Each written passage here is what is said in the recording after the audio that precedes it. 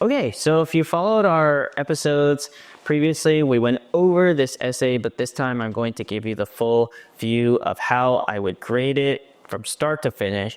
Let's go. Imagine you had a magical key that could open any door. Tell what you would do and what happens. If I had a magic key, I would open a door that takes me to an ocean. I would go into the door that takes me to the ocean. I would go there and build sandcastles. I would also put a pink shell on top. I would play in the water and dive in the waves. I would feed seagulls and eat watermelon. I would be lying down on a sunbed and under an umbrella. I would be coloring in my coloring book. I would have so much fun that I wouldn't even know time is passing by. When I go back home, I would bring 10 seashells and 1 crab. I think if I bring a shell, I would hear the sound of the ocean every day. I think it will be so fun to unlock the door with my magic key and go to the beach and do the same thing I wrote above for you. I think it will be much more fun if I went there with my friends in real life. I wish I could do that in real life.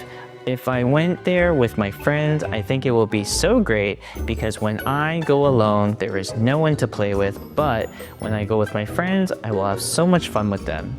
I wish if I brought ice cream to the beach, I think it will be much more fun than just going there with nothing. Okay, I really like this essay, and now I'm going to talk about how to make it better. I'm going to just fully mark it up from start to finish and talk about my process and how I see things as a teacher. If I had a magic key, it's spelled wrong. Magic is spelled M-A-G-I-C. Also, the student didn't really start with a hook, so it would have been better to talk about the question, like talking about the magic key or talking about doors or going into another world. That would be perfect. Okay, so if you've seen my episode on the perfect essay, you know that it's always great to start with a hook. A hook is an interesting first sentence, and it should be about the main topic of the question. In this case, it's about a magical key. He could also have started with a door and just talking about magical keys or magical worlds, and that would have been perfect. But he started with the answer.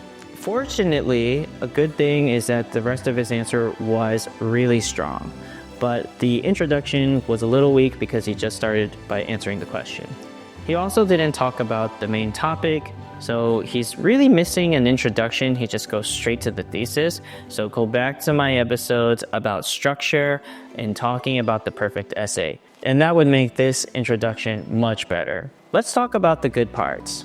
So the grammar is something that you might not notice because he's actually not making that many grammar mistakes. If he is making grammar mistakes, we would notice it because I would be marking it up. But his grammar, for the most part, is very good. He did miss this part here. He says, take me to a ocean. That's a really basic mistake, but he doesn't make that many other grammar mistakes in the rest of the essay, so I think that might have just been a slip up. Knowing the difference between and un is very basic, so I don't see him making that same mistake again, and that's related to articles. So un, and the are articles. He uses articles pretty well, so I'm thinking that was just an accident. I would also put a pink shell on top, so as I mentioned, I like the description, using adjectives, describing the noun. Also, he's using would properly throughout. These are things that you might not notice because they're not mistakes. But he's using would, which indicates that it is imaginary. It isn't real. Now, if he were making a lot of mistakes, then he would probably mix up would and will. That's a really common mistake, and I cover that in my book called Check Yourself. If you haven't bought that book, you should go out and check it out and make sure that your child is fully prepared in knowing the difference between those basic mistakes. These are the kind of mistakes that teachers see, and they automatically make assumptions or judgments about the kid's level. And so if he was making that mistake, I would be doing the same thing. He spells watermelon incorrectly. I'm just pointing that out. But I like the fact that he's mentioning seagulls and watermelon. These are nice little details. They're beach related. I was even more impressed, I should say, with the fact that he mentioned sunbed and umbrella. He's using the prepositions correctly, okay? And, on top, on a sunbed, under an umbrella. So he knows his prepositions, which is really great. And if he was mixing those up, we would definitely notice that. Let's see. Now here's where it gets really impressive. I really love this sentence. I would have so much fun that I wouldn't even know time is passing by. That's a very literary sentence. Shows a lot of high fluency. Again, if you watched my last episode about structure, I would end the paragraph here and make a new paragraph. He could use the rule of 5 and sort of feel out where a new paragraph would begin. As I mentioned in that episode, he's already thinking in paragraphs, he just doesn't know how to make them, or he's not thinking enough about making them. When I go back home, I would bring 10 seashells and 1 crab. As I mentioned, I like that he's using these numbers. It just shows detail, and he's just thinking about specifics. He's also used a complex sentence here and put the comma properly in its place. That's a good sign. He knows his grammar. I think if I bring a shell, I think I would hear the sound of the ocean. He says I think twice here, which is a mistake. He should just put a comma here.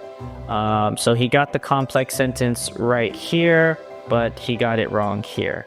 I'm thinking that that's just because he's just thinking and writing and thinking and writing. The perfect essay, he would go back and check and look over his mistakes. But anyway, let's move on. I think it will be so much fun to unlock that door with my magic key. Now, he was doing really well with using would earlier, but he uses will here, which is not correct because it's imaginary. Magic is spelled incorrectly. This sentence is also a little bit long. It's a run-on sentence. Okay, there's too much information there, so that should actually be divided into 2 sentences. I think it will be so much fun to unlock that door with my magic key and go to the beach and do the same thing I wrote above for you.